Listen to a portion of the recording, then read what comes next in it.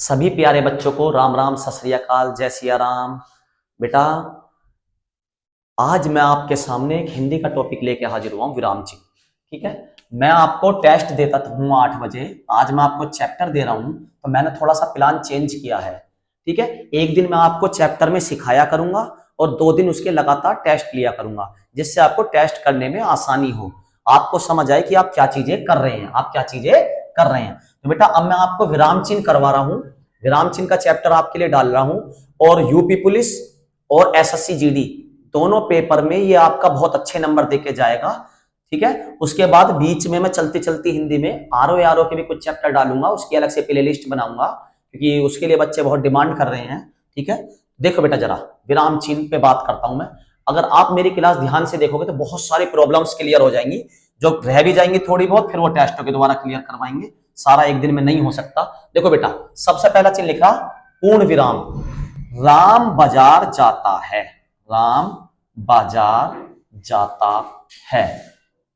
ठीक है बेटा, तो वाक्य पूरा होने के बाद कौन सा चिन्ह आता है? पूर्ण विराम। वाक्य पूरा होने के बाद कौन सा चिन्ह आता है बेटा? पूर्ण विराम। तो उम्मीद करता हूं बेटा पूर्ण विराम समझ में आ गया होगा।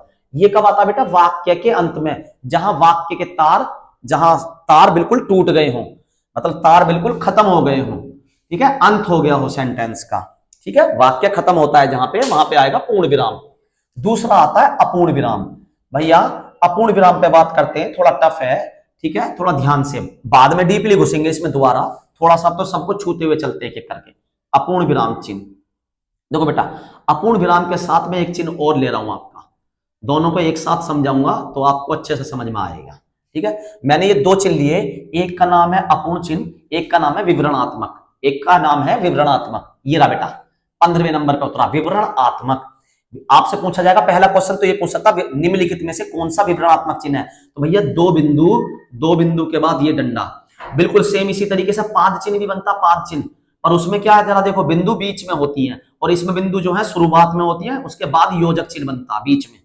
ठीक है, योजक चिन्ह कैसा होता है? ये होता है ना, तो ये वाला चिन्ह का नाम क्या है? नाम भी वेरी इंपॉर्टेंट है, नाम। सब टीचर क्या करते हैं, पढ़ाने लग जाते हैं, अरे भैया 2 क्वेश्चन आएंगे इससे, 2। एक क्वेश्चन तो सिंपल आएगा चिन्ह पहचानने के लिए, एक क्वेश्चन आएगा चिन्ह पहचानने के लिए, और दूसरा क्वेश्चन आएगा कोई सेंटेंस दे देगा इसमें कौन सा चिन्ह प्रयोग होता या कौन सा चिन्ह गलत प्रयोग हुआ है। तो डीपली एक क्वेश्चन डीपली आएगा, एक क्वेश्चन बिल्कुल ऊपर से आएगा। तो आपको ऊपर वाला क्वेश्चन भी तो कवर करना है, या डीपली के चक्कर में ऊपर वाला छोड़ दें? भैया पहले तो फ्री का नंबर दिवाओ, पहले दिवाओ फ्री का नंबर, पहले दिवाओ फ्री का नंबर। तो फ्री का नंबर कैसा आएगा? आपसे पूछेगा बेटा फ्री का नंबर कैसे आएगा, जरा देखिए ध्यान से। ठीक है भैया, फ्री का नंबर इस तरीके से आएगा, आपसे पूछेगा ये वाला चिन्ह कौन सा है, तो भैया ये तो अपूर्ण विराम है, ये कौन सा है? अपूर्ण विराम। ये कौन सा है? अपूर्ण विराम। ये वाला कौन सा है? पूर्ण विराम। ये वाला कौन सा? पूर्ण विराम। ये अपूर्ण, ये पूर्ण। अरे ये तो बता दिया भैया, इन दोनों में बताओ। ठीक है, ये भी, ये भी। भैया ये वाला है विवरणात्मक, ये वाला है विवरणात्मक। ये वाला कौन सा है? विवरणात्मक। ये है अपूर्ण, ये है अपूर्ण विराम, ये है विवरणात्मक। और ये है पाद चिन्ह, ये है पाद चिन्ह। ये इस्तेमाल होता है बेटा गणित में, तो इसे तो खत्म कर दो। बस इसका नाम पता होना चाहिए आपको, कि अगर एग्जाम्पल वाले ने ऑप्शन में रख दिया इसे, तो आप कैसे करोगे? एग्जाम्पल में रख सकता, और क्या पता एग्जाम वाला भी रख दे इसे, तो इसलिए आपको पता होना जरूरी है। बस भैया इसका पता पड़ गई, क्या है? पाद बिंदु, पाद बिंदु। अच्छा भैया, अब इन दोनों पे बात करते हैं अच्छे से। ठीक है भैया, ये क्या है? अपूर्ण विराम। ये क्या है? विवरणात्मक। ये है विवरणात्मक। अब जरा देखना, एक से ही दोनों को निपटाऊंगा, एक से ही दोनों को। कैसे निपटाऊंगा, जरा ध्यान से सुनना बेटा, बहुत ध्यान से सुने बेटा। काल के 3 भेद हैं, 3 भेद हैं। काल के कितने भेद हैं बेटा? 3 भेद हैं। काल के 3 भेद हैं, इसको समझिए बेटा। इसके बाद भैया आप 2 चिन्ह का प्रयोग कर सकते हो, या तो ये वाला, या तो ये वाला। ये वाला कौन सा है? अपूर्ण विराम। ये वाला कौन सा है बेटा? अपूर्ण विराम, है ना। काल के 3 भेद हैं, आपको भी पता होगी काल के 3 भेद हैं, ये तो बचपन से सब बच्चे पढ़ते आते हैं हिंदी में। वर्तमान काल, भूतकाल, भविष्य काल, है ना। वर्तमान काल, भूतकाल, भविष्य काल। अगर आपने किसी आधे वाक्य के बाद, अपूर्ण वाक्य के बाद ये वाला चिन्ह लगाया है, ये वाला, तो ये अपूर्ण चिन्ह होता है, अपूर्ण, है ना। लेकिन भैया जरा ये समझाइए कि अपूर्ण का प्रयोग के बाद आगे का विवरण, जो आगे का विवरण है 1 2 3, आगे का विवरण, जैसा आपको पहले लिखना था वर्तमान काल, आपने लिख दिया भूतकाल और फिर लिख दिया भविष्य काल, है ना, भविष्य काल। एक तीसरा भी निबट सकता है यहां, उसे भी निपटाता हूं, चलो। भूतकाल, भविष्य काल, वर्तमान काल, है ना। तो बेटा आप देखो, अगर आपने अपूर्ण विराम का प्रयोग करा है तो उसके बाद जो आप विवरण दे रहे हो वो जरूरी नहीं क्रम में दो, वो जरूरी नहीं है कि आप क्रम में लिखो। कोई सा ऊपर नीचे हो जाए चलेगा, कोई सा भी ऊपर नीचे हो जाए चलेगा। पहले पे भूतकाल, दूसरे पे भविष्य काल, तीसरे पे वर्तमान काल, या पहले पे भविष्य काल, दूसरे पे भूतकाल, तीसरे पे वर्तमान काल, कुछ भी ऊपर नीचे हो जाए ये आपका सही है ना। पर ऐसा किसमें होता है? अपूर्ण में। अच्छा भैया, ये विराम चिन्ह जो पढ़ा रहे हो इसका मतलब क्या होता है? भैया विराम का मतलब होता है रुकना, ठहरना। तो मतलब वाक्य में या सारांश में कहीं थोड़ी देर रुकना है, कुछ बोलना। राम बाजार जाता है, मोहन खाना खाता है, केले खा लिए, सेब खा लिया। भैया कुछ समझ में ना आ रहा क्या बोल रहे हो? तो उनके बीच में कोई ना कोई चिन्ह लगा के हम थोड़ी देर रुकते हैं, ठीक है, थोड़ी देर रुकते हैं। उस रुकने को कहते हैं विराम, है ना। चिन्ह के द्वारा रुकते हैं इसलिए चिन्ह लिख दिया। भाई कोई चिन्ह तो लगाते हैं रुकने के लिए, तो रुकने को कह रहे हैं विराम। विराम कहते हैं ठहराव को, ठहर जा यार, थोड़ी देर रुक जा, आराम कर ले, है ना, विराम कर ले। चिन्ह के द्वारा रुकते हैं तो इसलिए चिन्ह भी आ गया। अच्छी है भैया जी। अब उसमें से एक तो आपने पढ़ा दिया, दूसरे पे डिस्कशन चल रहा है, इस वाले पे और इस वाले में डिफरेंस चल रहा है, ठीक है भैया। अभी मैंने बताया अपूर्ण विराम। भैया अपूर्ण विराम जब आता है जब वाक्य अधूरा हो, लेकिन जरूरी नहीं है जब वाक्य अधूरा जब भी विराम चिन्ह आए, ये वाला अपूर्ण वाला। अधूरे वाक्य में अगर अपूर्ण विराम का प्रयोग हुआ है उसके बाद भी वाक्य को पूरा करा जा सकता है, और क्रम में करो या मत करो इसकी कोई आवश्यकता नहीं है। क्रम में भी कर सकते हो, बिगर क्रम के भी कर सकते हो। लेकिन इसी वाक्य में अगर मैं ये वाला चिन्ह इस्तेमाल नहीं कर रहा, अपूर्ण विराम इस्तेमाल नहीं कर रहा, अब मैं इस्तेमाल कर रहा हूं बेटा विवरणात्मक, अब मैं इस्तेमाल कर रहा हूं विवरणात्मक, है ना। तो विवरणात्मक का प्रयोग, पहली बात तो चिन्ह बनाना जरूर आना चाहिए। ये कौन सा चिन्ह है बेटा? विवरणात्मक। पता पड़ी आपको, चिन्ह पहचान नहीं आया और उसने सिंपल ये चिन्ह बना के दे दिया, पूछा ये कौन सा चिन्ह है, तो विवरणात्मक चिन्ह है, विवरणात्मक चिन्ह है ये। अच्छा भैया, इसके बारे में आगे तो बताओ। भैया अगर कहीं पे किसी की आगे व्याख्या करनी है, किसी की आगे भी व्याख्या करनी है, आगे जानकारी देनी है, तब इस चिन्ह का प्रयोग करते हैं। लेकिन अगर आपने इस चिन्ह का प्रयोग करा है, ना कि अपूर्ण विराम का, अगर इसका प्रयोग ना करके इसका प्रयोग करा है तो आगे का विवरण क्रमवार होना चाहिए। अगर पहले नंबर पे वर्तमान काल आता है तो पहले नंबर पे वर्तमान काल ही लिखा जाएगा, दूसरे पे भूतकाल, तीसरे पे भविष्य काल। यानी कि विवरणात्मक चिन्ह का प्रयोग करने के बाद सब कुछ क्रम में होना जरूरी है। आगे किस में होना जरूरी है? क्रम में। आज से पहले ये जानकारी आपने यूट्यूब पे सुनी नहीं होगी बेटा, हाँ, इसलिए ध्यान से देना। अगर मेरी हिंदी की क्लासेस खोलोगे तो गारंटी कह रहा हूं हिंदी का मास्टर बना दूंगा, उल्टा मास्टर को आप पढ़ा दोगे, ठीक है। हाँ क्यों भैया, 16 साल घिस दिए मैंने, इतनी टीचरों की उम्र हो रही है, जितना तजुर्बा लिए डोल रहा हूं बेटा, तो जरा ध्यान से सुनना हिंदी पे। अच्छा भैया, अब ये चिन्ह लग रहा है तो क्रम में लिखना पड़ेगा। कैसे लिखना पड़ेगा? वर्तमान काल, वर्तमान काल, दूसरा भूतकाल है, भूत। अब भूत के साथ में एक चिन्ह और निपटाना चाह रहा हूं, ये वाला, तो ऐसे भी लिखते हैं ना, करते हैं ना क्लासों में। और तीसरा भविष्य काल। तो बेटा इस बात को समझिए, एक चिन्ह बता दिया इसी में मैंने आपको, दूसरा चिन्ह बता दिया। भैया ये नया चिन्ह कहां से आ गया? अगर किसी चीज की आप नीचे की तरफ ऐसे पुनरावृत्ति करते हो तो इसे कहते हैं पुनरुक्ति सूचक शब्द। देखो कहां पे है, ये लिख रहा है कहीं, ये रहा बेटा 13वें नंबर पे, पुनरुक्ति। जब किसी चीज को दोबारा ना लिखने से बचने के लिए। अब ये दो तरीके के होते हैं बेटा, एक ये रहा और एक ये, बच्ची ने नाम थोड़ा अजीब सा उतार दिया, इसे भी समझाता हूं मैं इस तरीके से, ठीक है। एक तो ये वाली आवृत्ति हो रही है काल काल काल, इसको मैं सही कर दूंगा, अभी टेंशन ना ले आप बेटा, ठीक है। अब भैया एक तो आपने इस तरीके से बताया, ऐसे चिन्ह लगा लिए। अब ये वाला जो आपने नया तरीका बताया, ये वाला समझ में नहीं आ रहा, ये वाला और क्या लिया है। अभी देखो जरा बेटा, आपको मैं यहां पे बताता हूं बेटा, आप 100 को जरा 3 से भाग देना बेटा, 100 को 3 से भाग दो, कैसे आएगा? 33.33, 3 आता ही चला जाएगा। कब तक 3 लिखोगे? तो इसे कहते हैं लोप चिन्ह, इसे क्या कहते हैं? समाप्ति सूचक, इसे कहते हैं समाप्ति सूचक, समाप्ति सूचक, ठीक है। ये डॉट डॉट डॉट चलते बीच में गोला नहीं होता है, ठीक है। ये मिस्टेक मैंने कहा था, सुधार देंगे, सुधार दिया। तो समाप्ति सूचक कह सकते हो इसे, या लोप चिन्ह, लोप चिन्ह क्या कह सकते हैं इसे, लोप चिन्ह, लोप हो रहा है ना। अब 3 3 3 कब तक लिखोगे, तो हम इसका कर देंगे लोप, और लोप चिन्ह के लिए हम इसका डॉट डॉट डॉट भी लगा सकते हैं, या ऐसे भी लिख सकते हैं प्लस प्लस प्लस, वो आपकी मर्जी है किस तरीके का लगा हुआ है। नॉर्मली ये वाला प्रयोग होता है बेटा। उम्मीद करता हूं 1 2 और ये 3 और ये 4 समझ में आ रहे होंगे। दोबारा से लेता हूं अभी, ये दोनों तो भैया आपने अच्छे से समझा दिए, इसके बाद आगे का विवरण क्रमवार होता है। अच्छा, एक चीज और ध्यान रखना, आगे की व्याख्या करने के लिए, आगे की व्याख्या का विस्तार करने के लिए भी हम विवरणात्मक, नाम से पता पड़ गया विवरण, किसी चीज का विवरण देने के लिए इस चिन्ह का प्रयोग करते हैं। तो मैं भी देखो काल के 3 भेद हैं, अब मैं इसका विवरण ही तो दे रहा हूं आपको, आगे विवरण दे रहा हूं ना, तो किसका प्रयोग कर रहा हूं मैंने, विवरणात्मक चिन्ह का। किसका प्रयोग करा, विवरणात्मक चिन्ह का। अच्छा भैया, ये वाला चिन्ह कौन सा है, ये है पुनरुक्ति। नाम ध्यान रखना, काम एक सही है, एक का नीचे की तरफ है, एक का सीधा इधर की तरफ है, लेकिन दोनों के नाम अलग है, काम भी अलग है एक सा पर है अलग। पुनरुक्ति, पुनरुक्ति हमेशा ऊपर से नीचे की तरफ चलेगा, पुनरुक्ति ऊपर से नीचे है, जैसा वर्तमान काल। अब मैं कुछ बच्चों के अभी जैसे एक एग्जांपल देता हूं बेटा, और देता हूं, ठीक है भाई। दोनों चिन्ह खत्म है, अब मैं ये मान के चल रहा हूं ये वाला आपका क्लियर है, और ये भी मान के चल रहा हूं बेटा ये वाला चिन्ह भी आपका क्लियर हो गया है ना। इनका शिकल भी याद करनी है, बीच में ऐसे भी रटना, मेरी वीडियो देखते देखते, जो मैं पहले पढ़ रहा हूं वीडियो पढ़ो आराम से, उसके बाद जब वीडियो खत्म हो जाए, आपके समझ में आ जाए, उसके बाद ऐसे भी पढ़ना, कैसे पूर्ण विराम कैसे बनता, ऐसे बनता है पूर्ण विराम कैसे बनता है। वैसे मैं अभी क्वेश्चन पूछूंगा आपसे बीच बीच में, ठीक है।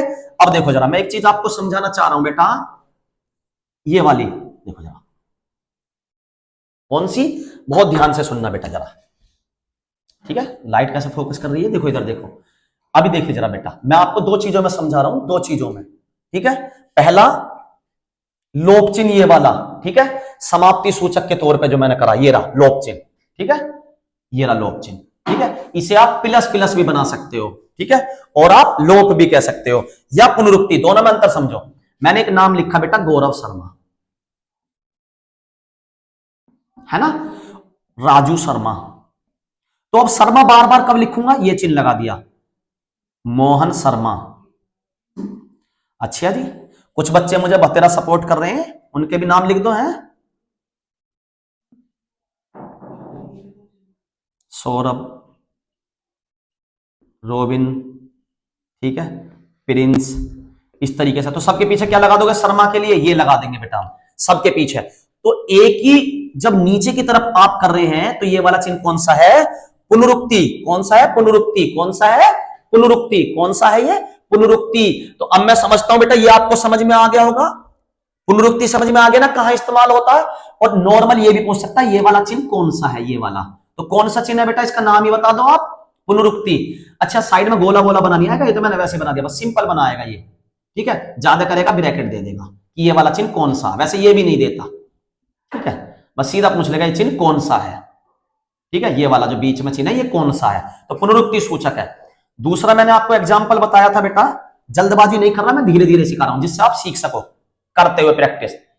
दूसरा भी मैंने एग्जाम्पल दिया था, 100 को 3 से भाग दे दो, तो 33.33 डॉट डॉट डॉट डॉट या प्लस प्लस प्लस का, तो ये हो गया पुनरुक्ति सूचक। तो ये एक सीधी लाइन में पुनरुक्ति, ये गणित में प्रयोग होता है। तो ये भी खत्म हो गया, ये भी खत्म हो गया।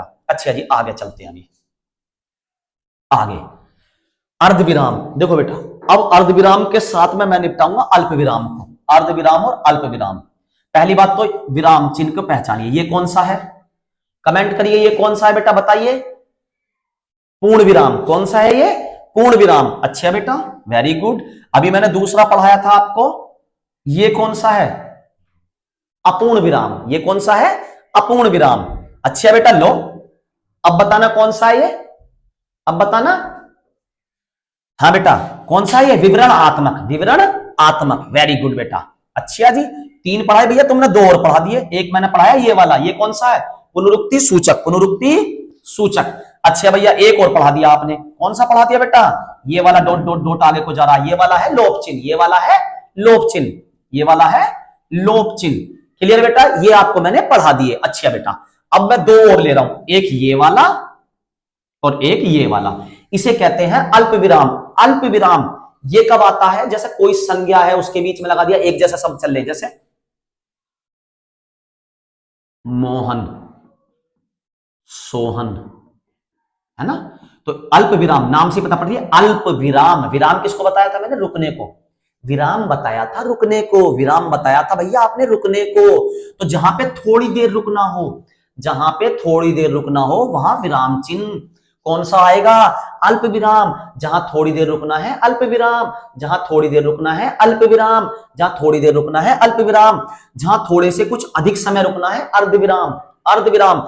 जैसे बेटा मैं बोल रहा हूं राम सोहन मोहन, है ना, राजू। अब एक बात बताओ बेटा, तो मैं बोल दूं मोहन सोहन राम राजू, नहीं समझ में आया। मोहन सोहन राम नहीं आ रहा कुछ भी समझ में। और मैं ऐसे बोलूं मोहन सोहन राम राजू, तो आप देख रहे हो मैं एक वाक्य के बाद थोड़ी देर रुक रहा हूं, है ना। मोहन बोला, मोहन, मोहन के बाद रुक के मैंने बोला सोहन। तो जब थोड़ी देर रुकना हो तो अल्प विराम का प्रयोग करते हैं। ऐसा भैया एग्जाम्पल में जैसे आ जाए, जैसे बेटा पदार्थवाचक संज्ञा के उदाहरण बताओ। पदार्थवाचक संज्ञा सोना, चांदी, हीरा, दूध, दही, मट्ठा, तो बेटा इनके बीच में रुकना पड़ेगा ना, सबके एक साथ नाम थोड़ी बोल दोगे। तो कौन सा चिन्ह आएगा? अल्प विराम। जब कहीं थोड़ी ज्यादा देर रुकना हो, ज्यादा देर भैया कैसे रुकेंगे अभी बताता हूं। राम बाजार जाता है, तो कौन सा आना चाहिए बेटा? जहां तार बिल्कुल खत्म हो जाए, वाक्य के आगे ना चले, तो वहां पे आता है पूर्ण विराम, वहां आता है पूर्ण विराम। अब इसी को थोड़ा घुमाता हूं। राम बाजार गया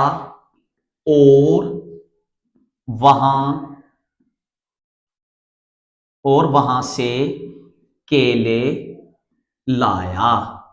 राम बाजार गया और वहां से केले लाया।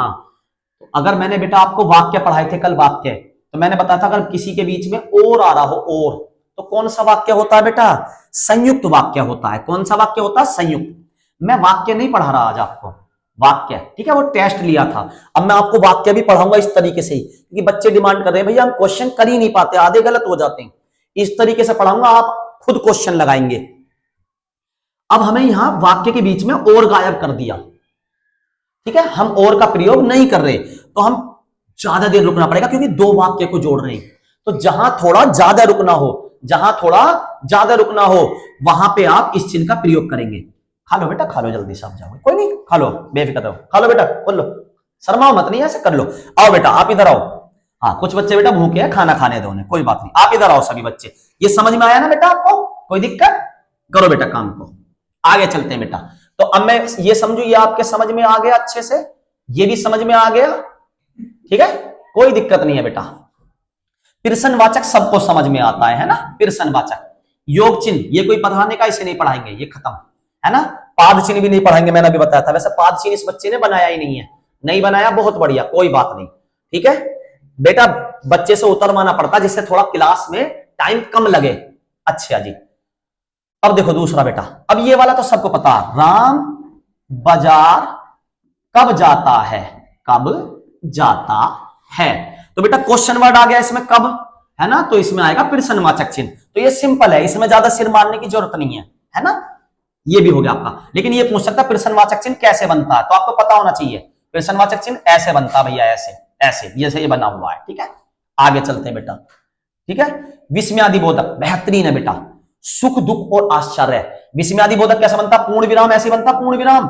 लो जी, अच्छा भैया एक बात बताओगे जरा, ये सारे हिंदी के हैं, कहां से लिए गए? अंग्रेजी से। कहां से लिए गए?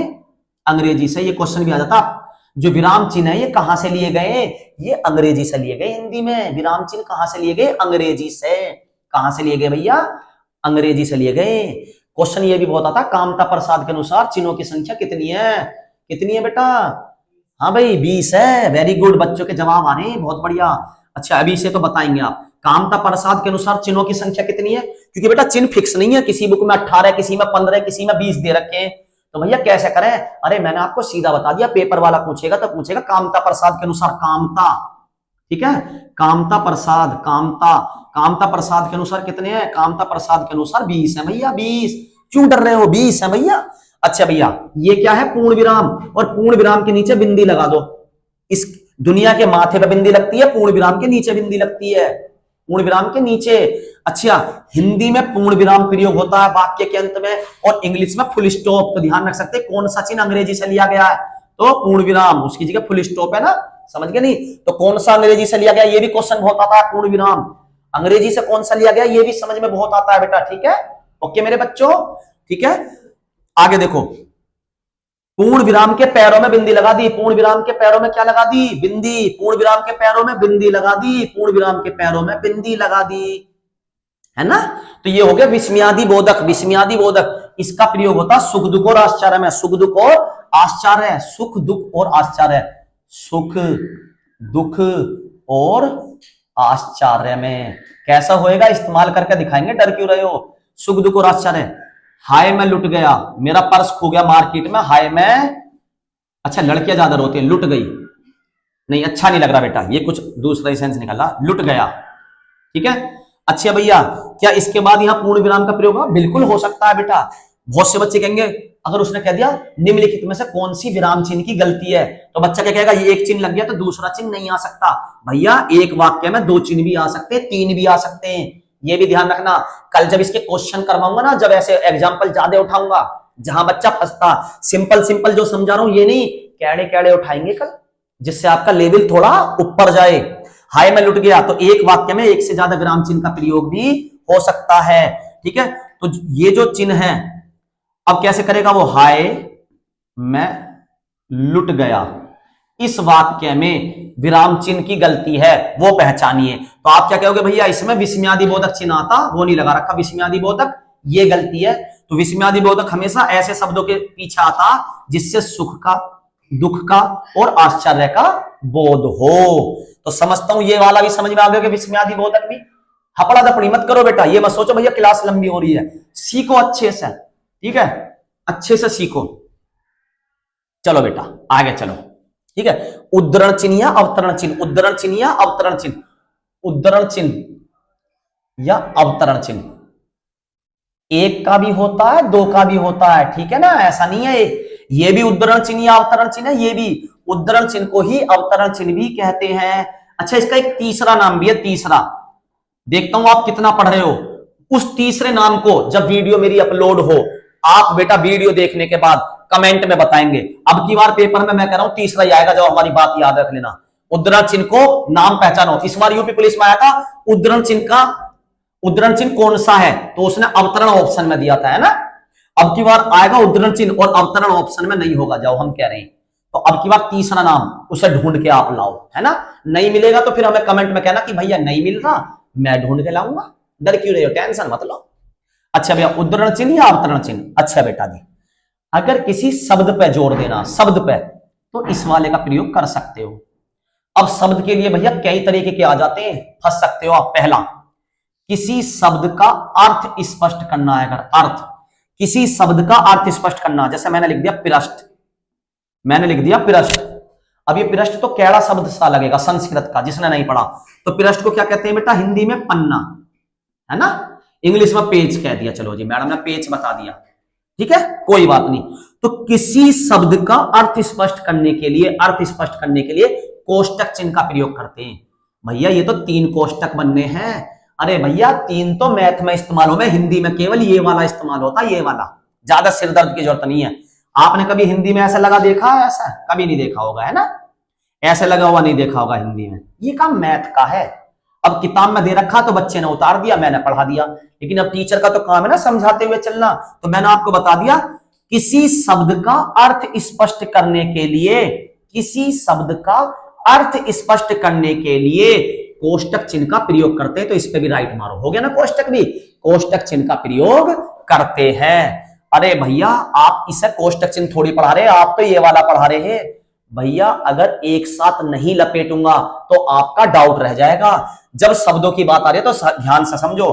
अगर आपने कोई वाक्य लिखा है, राम बाजार जाता है, और आपको किसी शब्द पर जोर देना है, जोर, तो आप इकहरे ये दुहरा विवरणात्मक चिन्ह है, ये इकहरा विवरणात्मक चिन्ह है। सॉरी सॉरी सॉरी सॉरी, विवरणात्मक ये है, उद्धरण चिन्ह है, उद्धरण चिन्ह। ये इकहरा और ये दुहरा। अभी मैंने कहा था किसी शब्द का, जैसे पृष्ठ, तो उसमें क्या आया था, अर्थ स्पष्ट करने के लिए कोष्टक चिन्ह का प्रयोग हुआ था। क्या यहां पे शब्द का अर्थ स्पष्ट हो रहा है, आप ये बताओ। तो किसी शब्द को विशेष रूप से दिखाने के लिए, विशेष रूप से कौन से चिन्ह का प्रयोग होता है बेटा, इकहरे का। इकहरे उद्धरण या अवतरण चिन्ह का इकहरे। भैया किताब में तो दे ही नहीं रखा इकहरा। अबे किताब में नहीं दे रखा, वो तुम्हारा काम है, मेरा काम है पढ़ाना। किताब में दे रखा हो या ना दे रखा हो। अब ये वाला देखो बेटा, अब ये वाला देखो दूसरा। भैया इसमें और इसमें अंतर क्या है बेटा, सुनते रहिए, इधर देखिए सभी बच्चे, बातें मत करिए, इधर आइए बेटा, ध्यान इधर रखो, फोकस बेटा। आप कभी मम्मी आवाज मार रही हो, उधर चले जा रहे हो, कभी पापा आवाज मार रहे हैं, बेटा गौरव भैया भी तो आवाज मार रहे हैं आपको। और एक बात बताऊं, अगर आप गौरव भैया की आवाज सुनोगे ना, तो हकीकत बात बता रहा हूं, 32,000 रुपए महीना खाते मान लेंगे, 32,000 रुपए यूपी पुलिस के। मेरी बात तो सुनकर देखो, मुझ पे भरोसा करके देखो, मेरे साथ जुड़ के देखो। यूपी पुलिस में पूरी प्ले लिस्ट बना के डालूंगा, पूरी प्ले लिस्ट यूपी पुलिस से पहले हिंदी की, आपका एक भी नंबर मिस नहीं होने दूंगा, मिस। और फ्री में डालूंगा बेटा, फ्री में ले जाओ लूट के माल। क्यों भैया, तुम्हें क्या लालच है? अबे हमारा लालच कुछ नहीं है, यूट्यूब वाले पैसे देंगे, हमें क्यों डर रहे हो तुम अपने समझने पर जोर दो। इसलिए भैया की आवाज को ध्यान से सुनो। राम बाजार जाता है, राम बाजार जाता है ना। अब मैंने बाजार को हाईलाइट कर दिया, तो उसके लिए मैंने किसका प्रयोग करा, इकहरे अवतरण या उद्धरण चिन्ह का। तो भैया ये दुहरे का प्रयोग क्या होता है, किसी और की कही बात को जो का तो दिखाने के लिए, किसी और की बात को जो का क्यों दिखाने के लिए। किसी और की बात कैसे, इसी क्वेश्चन को लेता हूं मैं। राम ने कहा,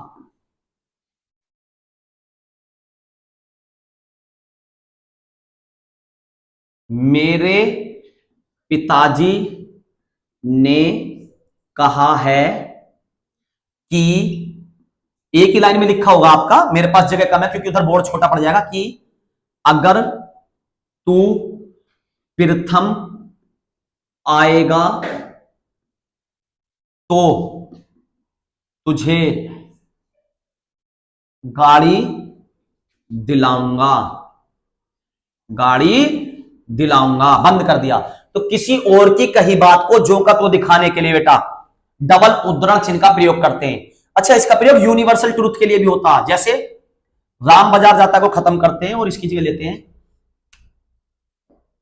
राम, ठीक है, राम ने कहा, बंद कर दिया, ठीक है, सूर्य पूरब से निकलता है, और बंद कर दिया। आप इसका भी प्रयोग कर सकते हो, कोई दिक्कत नहीं है, ठीक है, पूर्ण विराम का भी। तो जो यूनिवर्सल ट्रूथ है उसके लिए भी उद्धरण चिन्ह का प्रयोग करते हैं, यूनिवर्सल ट्रूथ के लिए, या किसी और की कही बात को जो का त्यों बताने के लिए, किसी और की बात को जो का त्यों बताने के लिए भी उद्धरण चिन्ह का प्रयोग करते हैं। तो उम्मीद करता हूं बेटा ये भी समझ में आ गई होगी आपके बात, है ना। अच्छे से एक एक चीज पे चर्चा करते हुए चल रहा हूं, वीडियो थोड़ी लंबी बेशक होगी, लेकिन ये गारंटी है आपका नंबर छुटेगा नहीं। और साथ में ये भी आ सकता क्वेश्चन, निम्नलिखित में से उद्धरण चिन्ह पहचानो, तो आपको सिकल भी याद होनी जरूरी है, सिकल। अगला है योजक चिन्ह, जब शब्दों की आवर्ती हो रही हो या समान सार्थक शब्द लिखे हो, जैसे रात दिन, तो विलोम शब्द के बीच में कौन सा चिन्ह आता है, योजक चिन्ह। दो विपरीतार्थी शब्दों के बीच में, विलोम शब्दों के बीच में, माता पिता, कौन सा चिन्ह आता है, योजक चिन्ह आता है। कौन सा चिन्ह, योजक चिन्ह।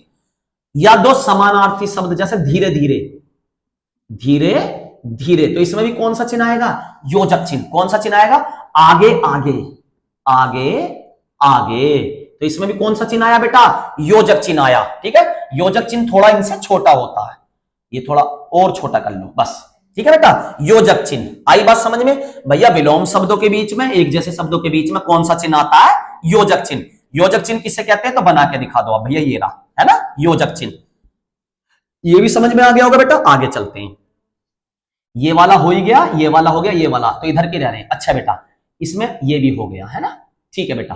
तुल्यात्मक, इसकी केवल शिकल याद करनी है। तुल्यात्मक चिन्ह कैसा होता, बराबर वाला, ये तुलना करता, दो बराबर दो, ये तुलना करता, तो इसीलिए नाम पड़ गया तुल्यात्मक। तुलना कर दी ना, तो तुल्यात्मक चिन्ह हो गया।